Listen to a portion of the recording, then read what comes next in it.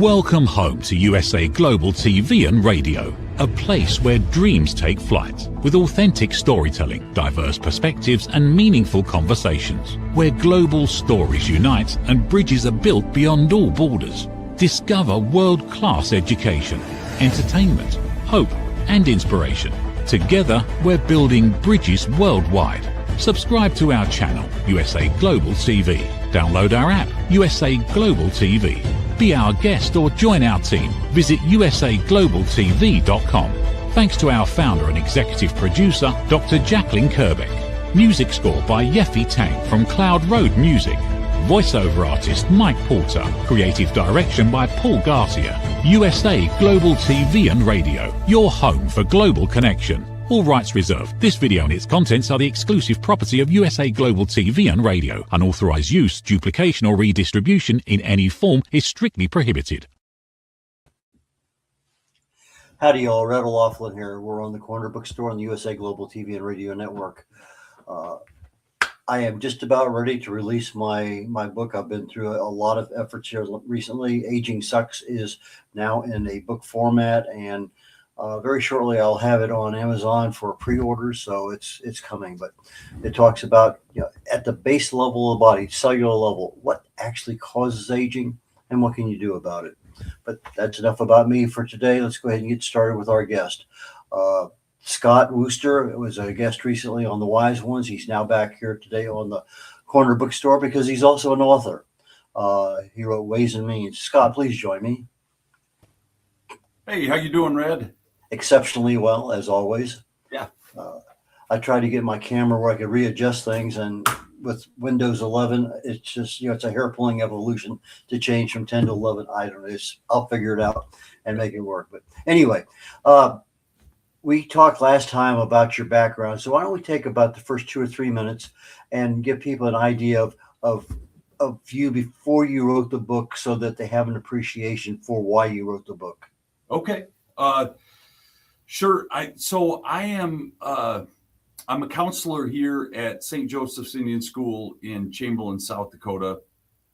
I kind of came by that employment, by that career, by happy circumstance in college. Basically, to be truthful, I threw a dart at a list of college majors and ended up being as a counselor, and it's been my life's work, and it's been absolutely fantastic. But I, at an early age, was raised on books, in a way that kids aren't so much anymore these days, but books were such a big part of my family. I come from a family of authors. I come from a family of journalists, columnists. And in fact, my sister was the director of the Center for the Book here in South Dakota. And, South Dakota is a small state, but we have a pretty proud tradition of books and writing and our own stories to tell here in the state of South Dakota as well. So, I didn't do any writing of books until I was probably about 5 years ago is when I started to write during the pandemic. So didn't come to it. It wasn't what I planned to do. In fact, there was partly a rebellion against the fact that everybody in the family was writers. So I'm going to do something different. That's not the direction I want my life to take necessarily. Okay, last time we only had one background with the one off your right shoulder. This time we have two. So why don't we take a brief moment and explain to the audience what's the significance of the two wall decorations you have? Of the two quilts. Perfect. That's a great answer. So here I am in my office.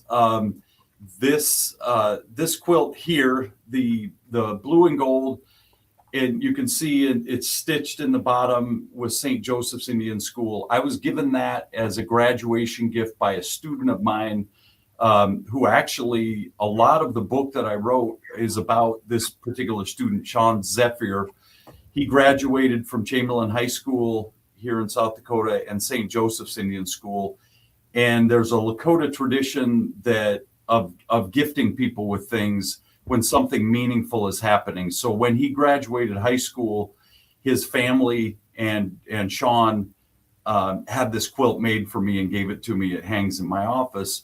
The quilt directly behind me, the blue and white one, is a quilt that Sean's younger cousin, Kenyon McCloskey, another student of mine, gave me on his 8th grade graduation. So, and actually there's one on the couch too, that another student of mine, Tywin Grassrope, gave me when he graduated from 8th grade. So my office here at the school is filled with gifts that came from the kids. And I'll just point to, if you can see it, this painting on the wall over here, a Native American student that went to school here in the 70s, a dear friend of mine, John Beheeler, who was an incredible artist, very well known in the state of South Dakota, and getting to be known in a little bit of an expanded world too. But these are all gifts from people that I've been given over time.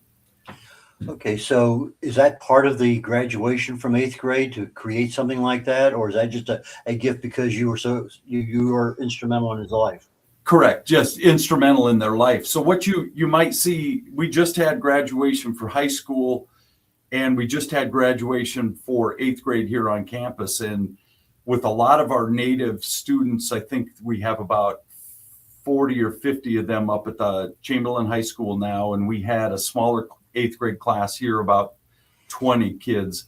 Often their families will have these quilts made and they will give them to their kids. So when the kids graduate, they'll wrap them around their shoulders. And in fact, my own daughter is Lakota. She's tribal here too, Sages, and she graduated high school 2 weeks ago. And her mother and I, thank you. Yeah. Yep. And I'm not, full disclosure, I'm not tribal. I came here to St. Joe's 25 years ago and knew nothing about the culture. It wasn't taught to me in school. But my wife is Rosebud. She's the Rosebud Sioux tribe, and she is the cultural teacher here at the school. So when our daughter walked off the stage at Chamberlain High School, we stepped up and wrapped a quilt around her shoulders and hung a feather in her hair, or actually an eagle plume, which is another tradition. We tie a feather in the hair of our kids here at the school.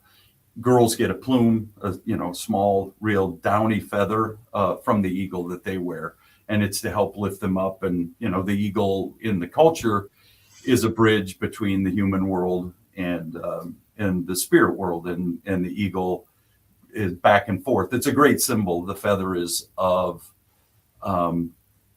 it serves as a reflection of a great accomplishment, and provides that connection to the spirit world, or to heaven, as a lot of people might think of it.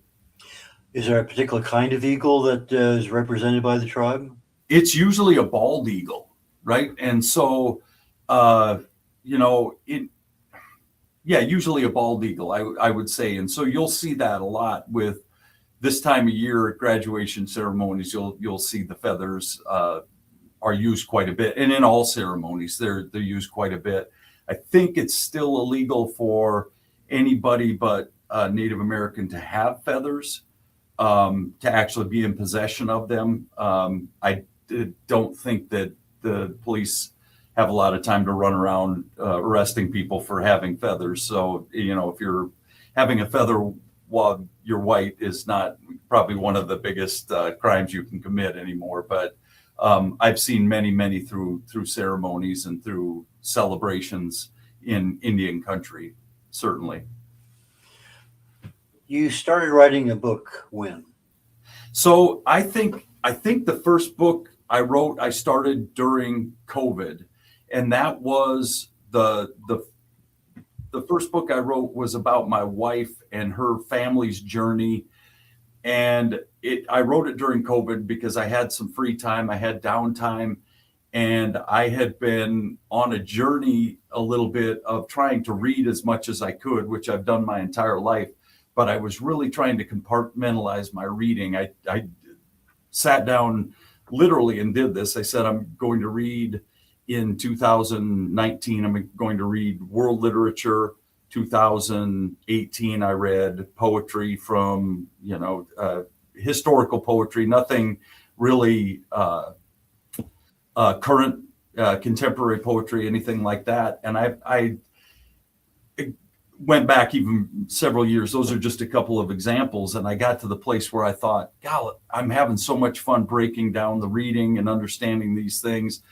I kind of want to put my own thing out there and see what my voice tells me, because the writing is just so much fun. It was, I want to see where it goes. And the first book I wrote was about my wife. It writes itself. And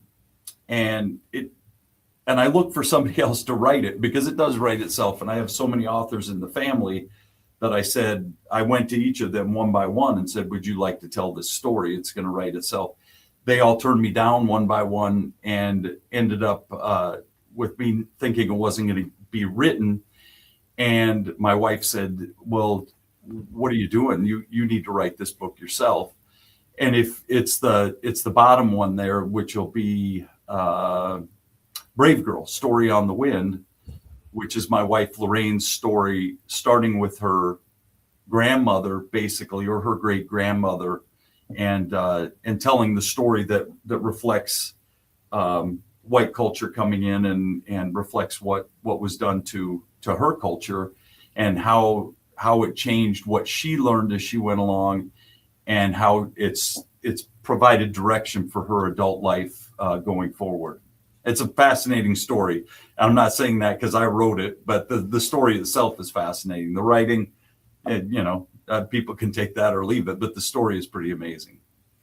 Okay, so you said it wrote itself. Tell me, why do you think it wrote itself? Well, okay, so the arc of every person in life, you, me, whoever, has these ups and downs, these trials, tribulations, all any life is going to have these natural things.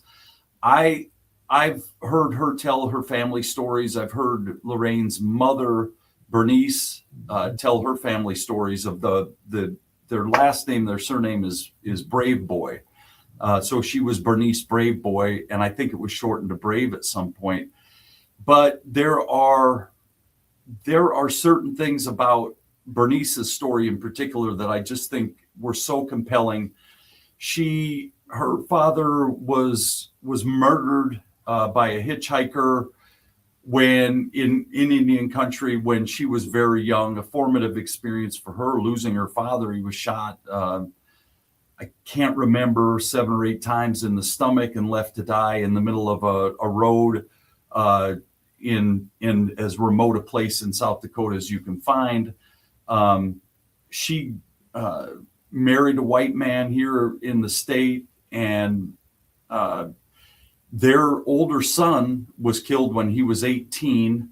He died in a rollover accident. Bernice had just a lot of tragedy as she was growing up, and had 8 kids. My wife was the youngest of those kids, but managed to raise those kids as she struggled mightily, of course, with losing all the significant men in her life.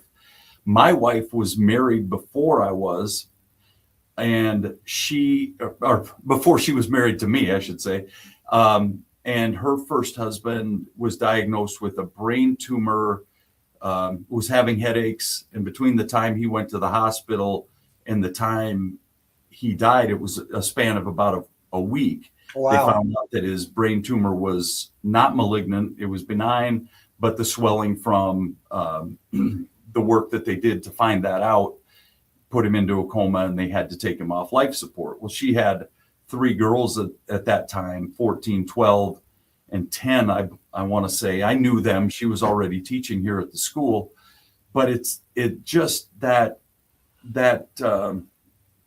current that ran through their lives of losing these significant men in their lives and having this tragedy continue. I thought was a story that should be told and that could be told. And also the mirroring of her life with culture as it relates to the American story and the South Dakota story of the culture being taken away from the tribes people here. It was also taken away from Lorraine, mostly because it was taken away from her grandma. Her grandma had that forcibly taken from her by, white settlers, and it was around the turn of the century, and the tribes people around here lost everything, and so did Lorraine's grandmother. Okay, so it wrote itself because there's so many stories that have been told over and over and over again. So easy to tell. Yeah. Okay, got you, got you. Okay, so how long did it take you to write it? You know, with the book, I would say it's not a long book, but it when I sit down and I get after it, it goes pretty quickly. And now I'm also telling stories that don't need a lot of referencing. I don't have a bibliography. I'm not citing research or anything.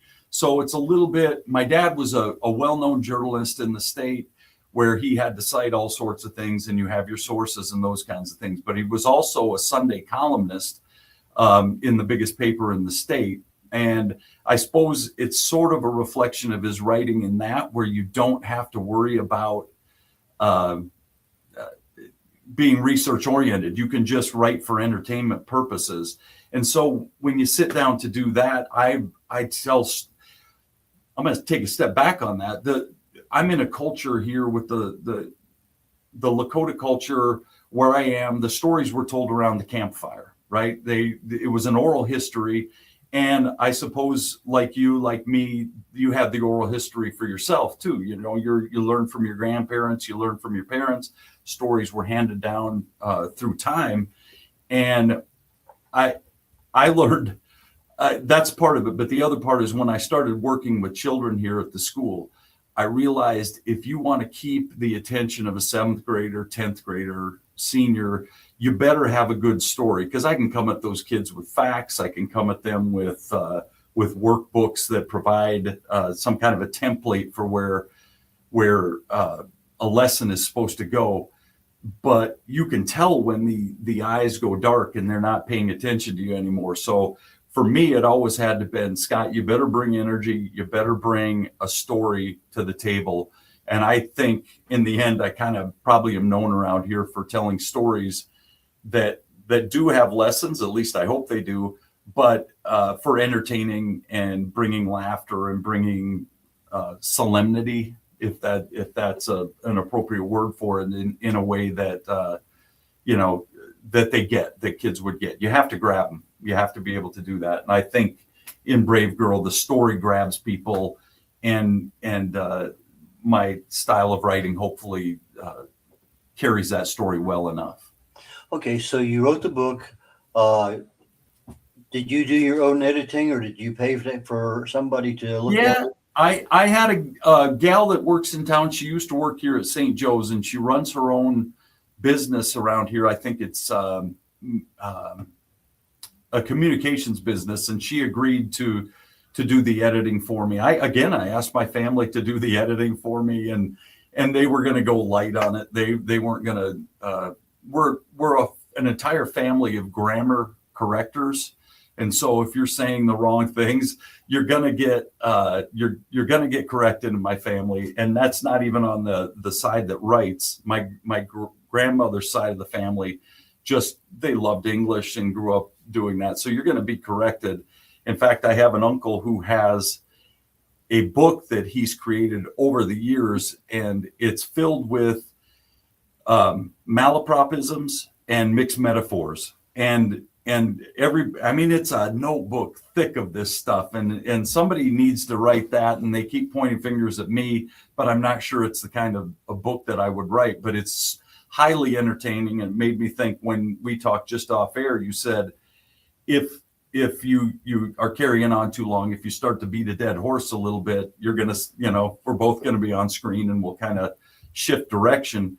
But I had a gal in a meeting here at the school here say that she didn't want to eat a dead horse, and she was trying to be erudite. She was trying to be bright, and she screwed up the metaphor, of course. And so here we are. It's that kind of stuff that just entertains me. So family didn't want to edit the book. The gal across the river did. I thought she did an excellent job. I probably would have been willing just to throw it out as was. I'm kind of once it's out there, it's yours. You can have it, do what you will with it. But yeah, she did a really nice job with that. Okay, we're getting ready to come up on a commercial break here, literally in just a few seconds. When we come back, I'd like to talk about your cover and go down that particular road for a short while. Yeah, sounds great. What if one simple skill could change the way you connect with the world? What if listening could open doors to deeper relationships, stronger businesses, and a better you? Dr. Jacqueline Kerbeck, the Listening Mentor, brings you USA Global TV and Radio, a space where voices are heard, ideas are shared, and global communities thrive. Through the elevated listeners' courses and books, you'll master the power of listening, set boundaries with confidence, and transform conversations into opportunities. Join us. Listen, learn, elevate. Whether you're a leader, a coach, a business owner, or someone seeking stronger connections, your journey starts today. Subscribe, learn, and transform today.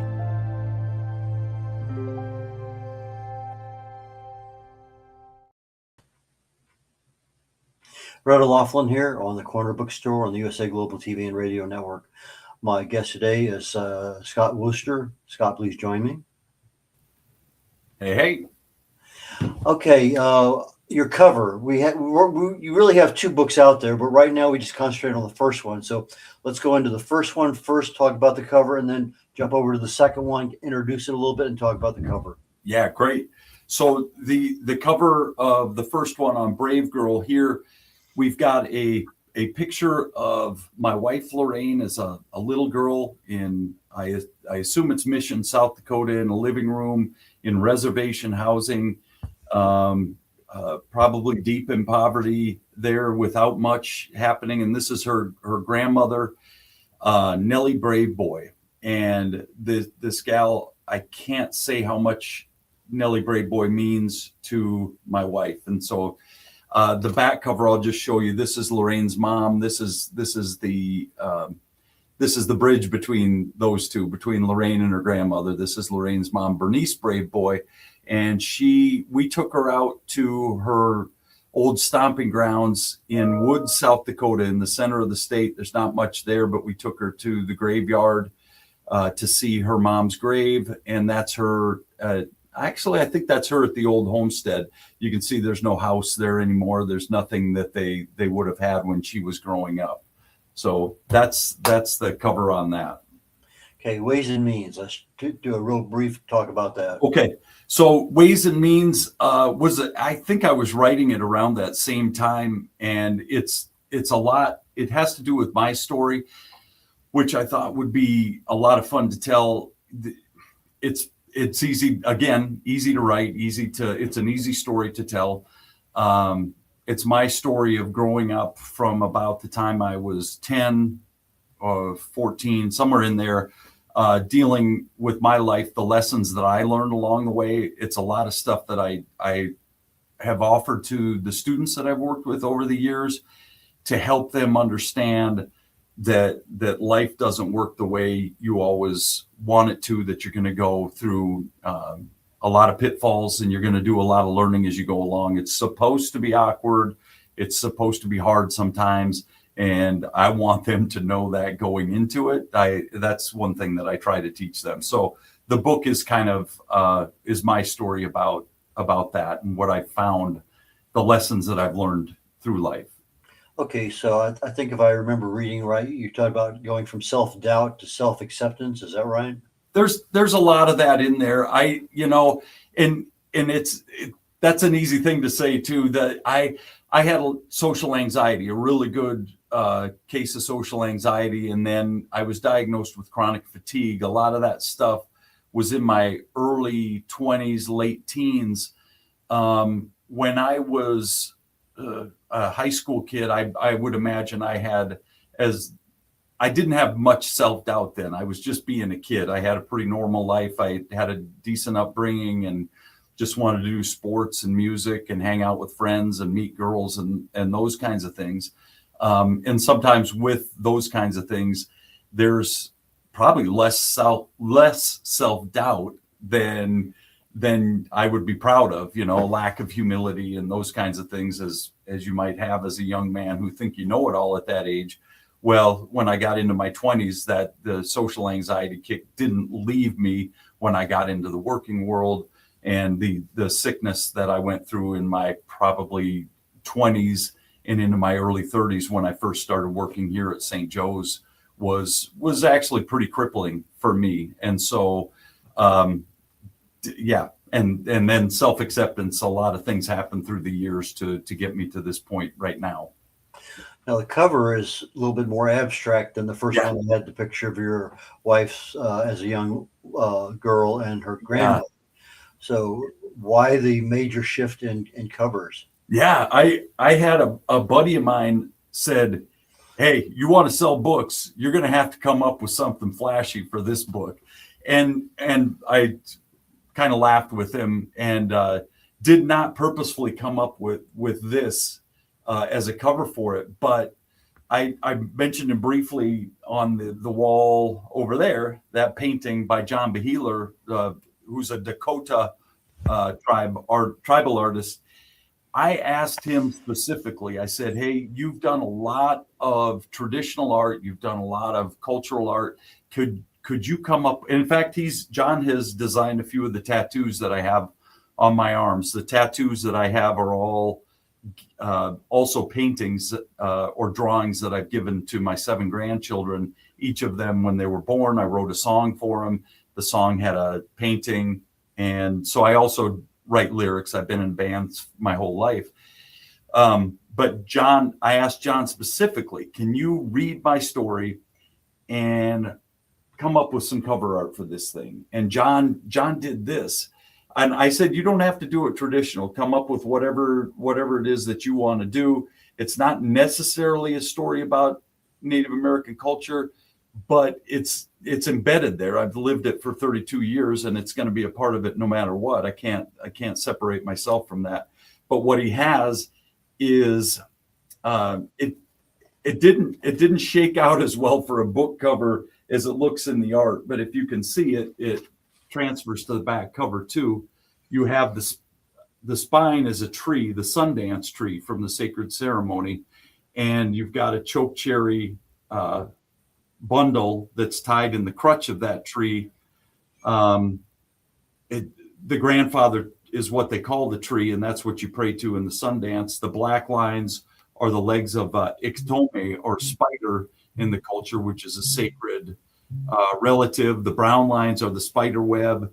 The colors I just think are beautiful, the way he set that off. And then you've got the teepee, of course, with the path of footprints walking into it, which reflects the Lakota name that I was given, which is Iashka Oyate Omani, which means one who walks with the White Stone Nation, and the footprints are walking with the white stones. And so John absolutely knocked it out of the park with this. I couldn't be happier with the artwork that John did for that cover. How are you marketing your books? Amazon, all the bookstores. I'm not the one thing that I don't do well. I mean, I can write, I can spin a good yarn, but as far as marketing the books, that's the tricky part, right? I mean, you're asking the tough question for me because I don't have a background in that. I'm not a natural salesman. I don't have that. That's just doesn't come natural to me. So Facebook, the Instagram, I've got a website set up, things like that. But I'm not a good salesman. That's a hard part for me. Okay. Lots of learning for both of us. I've been busy writing and editing on my book. I'm now at that point in time where I'm ready to resurrect my marketing campaign after this coming weekend. Yeah. And so I'm giving a lot of thought right now as to how I want to structure certain things. And kind of putting a schedule out in my mind. I haven't got it to paper yet, but I know what I want, but I got to get these other things done first. And then once that's there, I'm ready to roll. But it's a mental exercise as well as anything else. But you mentioned a couple of times during our conversation, I don't want to let it go too far away, but you mentioned some health issues, and backstage, you mentioned something about type 1 diabetes. Why don't we take that topic while we still have a couple of minutes? Yeah, and that's something that runs through both of these books, because my wife, when she had the 3 young daughters with her first husband. Her first husband was diagnosed with adult onset type 1 diabetes at maybe 30 years old. And two of her young daughters at about 3 or 4 years old were both diagnosed with type 1 diabetes. And this is back in a time where you're counting carbs and you can only give so much food and that type of thing. It was probably I suppose, mid to late 90s. Well, when Lorraine and I had our own daughter, Sage, in 2008, we never crossed our minds that diabetes might be a possibility, because we assumed that her first husband was the carrier for the girls, that it was a genetic thing that was passed down to the girls. Well, my daughter Sage was diagnosed with type 1 diabetes when she was 16 months. And it's in the book, part of it, we were rushed. I'll say she wasn't, she was potty trained, and then she took a step back, and was wetting the bed and was drinking tons of water again. And Lorraine wanted her checked, so grabbed a blood tester from one of the older girls, and immediately seeing the number started sobbing. It was probably 300 blood sugar or something like that. I was still in denial, because I wasn't around when the older kids were diagnosed. We were rushed to the closest medical center, which is a couple hours away in Sioux Falls, and I was giving her a shot by that night. So that it's been we've had kids. Our oldest daughter, when she was a teenager, was in ketoacidosis. We thought we were going to lose her. And now we have a granddaughter that was just diagnosed with type 1 diabetes last fall. Cedar was diagnosed. So we're like the poster child for type 1 diabetes, sadly. Is that a gene passed down in the Lakota tribe, or is that just incidental?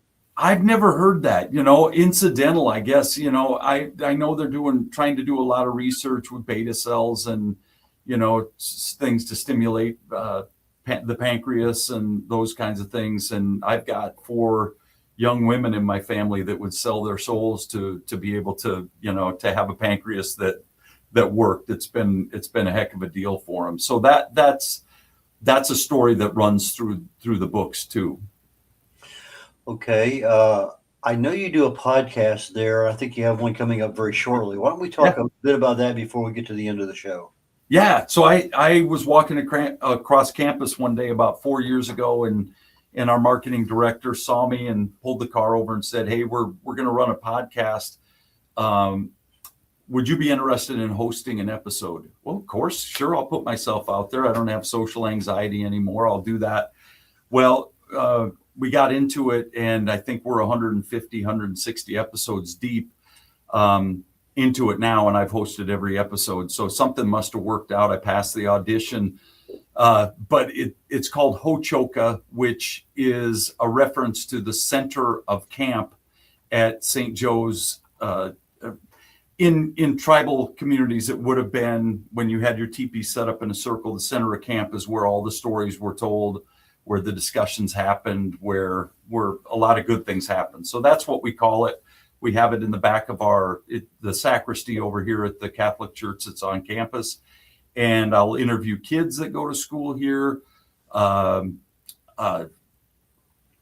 tribal scholars, storytellers, authors, Catholic scholars. We do a lot of things. For example, this afternoon, I'll have a Hochoka episode where I interview the food service people who work here on campus. We've got a food scarcity issue all over Native country right now, with it being too difficult to afford. So we do all sorts of stuff on there. It's a grand show. I was just making some notes on that. So how long does your podcast last? And it's an audio or video or what? Yeah, so we have a video. So I guess technically you'd call it a vlog. But it's about, we try to do 20-minute episodes with it. And we're putting one out every week now. So there's new content every week. And everything is archived. So if there's something that catches somebody's fancy, it's on there. And how do people find the podcast? Well, think they've sort of made it deliberately not a little tricky. You know what I mean? It's Hochoka. You can type that in, or I see you've got the website up on the bottom of the screen, and it would be on there. So anywhere you watch your podcast, Podbean or Apple, what is it? Apple podcasts, you can find them on there.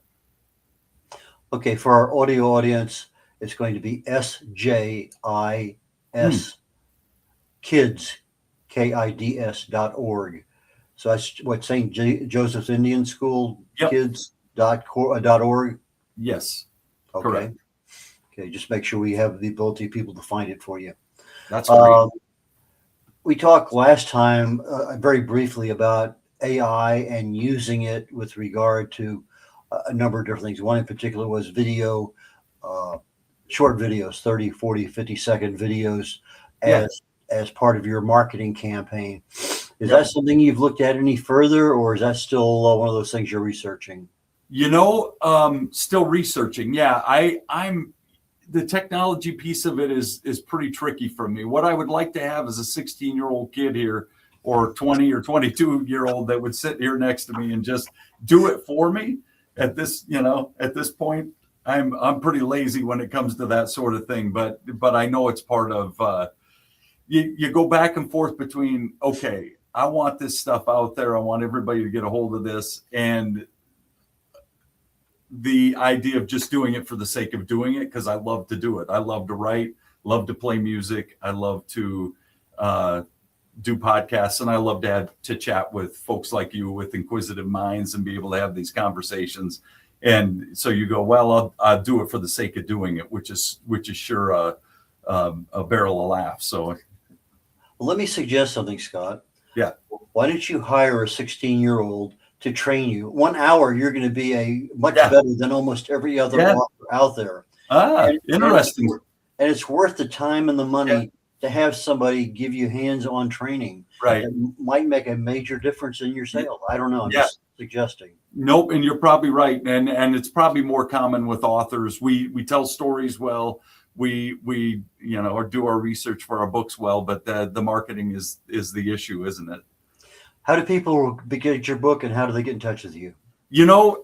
Anywhere that you can buy a book, I think you can do that. Amazon certainly is a place where you could get either of the books. They can get them straight from me. I'm easy to find. I'm all over the place. If you type my name in, it's going to bring up my website, scottwoster.com. I'm on Facebook. I'm on Instagram. I'll pop my email out there. People can get a hold of me any way they want to. I'd love to talk to people. I'm not so busy that I'll talk about the books. I'll talk about the podcast with anybody, anytime. It's my passion. So I love to do this. Okay. Again, for our audio audience, later on this afternoon when they get this broadcast, Scott Woster, but it's not the WOO Woster. Correct. It's Scott, SCOTT, Woster, WOOSTER.com. So ScottWoster.com. Yes, exactly.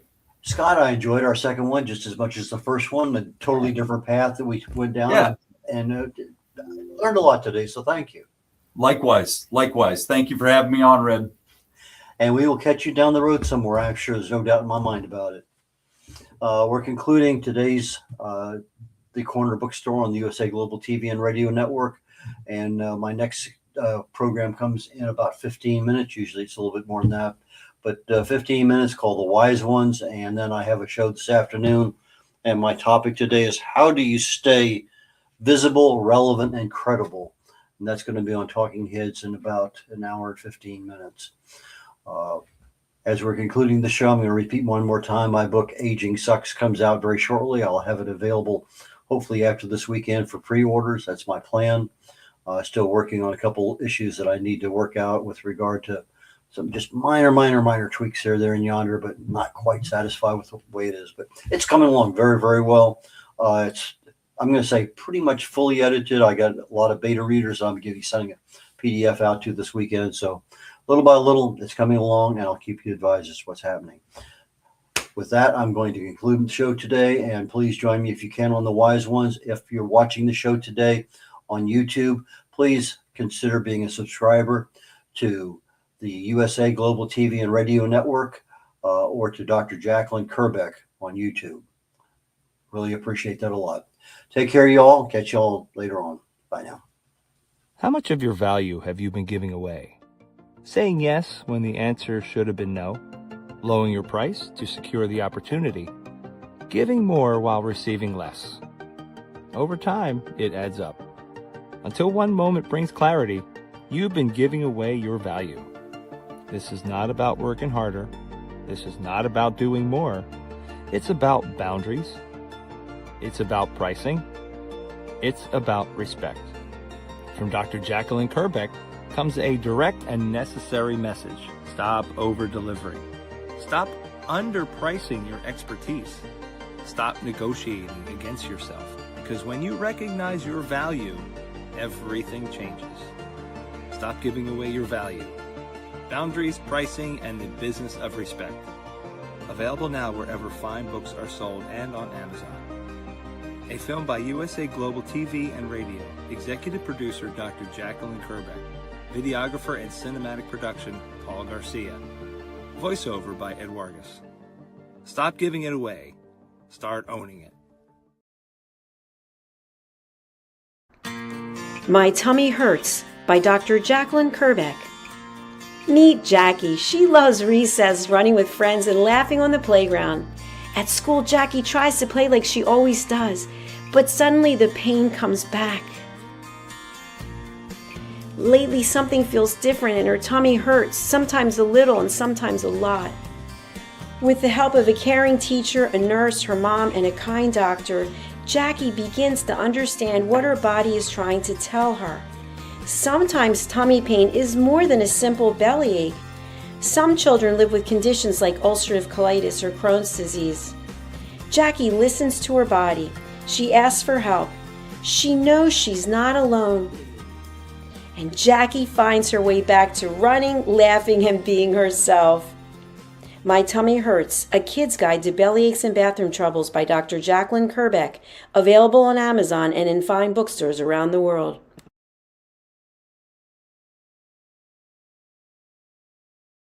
In a quiet seaside town in Greece, where sunlight warms the stone paths and the sea whispers nearby, a new adventure begins. Lady Ella and her brother Lord Jack have arrived with an important mission: to teach kindness, patience, and the power of listening. In a hidden alley, a group of forgotten cats feel unseen and unheard, lost in silence and growing misunderstandings, until someone finally takes the time to truly listen. Because when we listen from the heart, loneliness softens, kindness grows, and new friendships begin. This is Book 10 of The Amazing Adventures of Lady Ella, the Listening Mentor book series. Find all Dr. Kerbeck's books on Amazon and in fine bookstores worldwide. Thank you, viewers and listeners of USA Global TV and Radio, for joining us today. We're honoured to have your time and attention as part of our global community. At USA Global TV and Radio, we believe in the power of authentic conversations, meaningful connections, and creating a world of possibilities together. Want to be part of something bigger? Join our team of elevated listeners at usaglobaltv.com, a space where your voice matters and your ability to listen transforms relationships. Stay connected with us across all our platforms for thought-provoking discussions, expert insights, and empowering stories. Subscribe to our channels at youtube.com/c/USAGlobalTV. Follow us on social media and explore the endless opportunities we're creating for growth, learning, and inspiration. Together, we're not just broadcasting, we're building bridges and changing lives one conversation at a time. For inquiries, contact us at info@usaglobaltv.com. Produced by Executive Producer and Director Dr. Jacqueline Kerbeck. Voiceover by Mike Porter. Creative direction by Paul Garcia. All rights reserved. Visit usaglobaltv.com to view our full terms and conditions.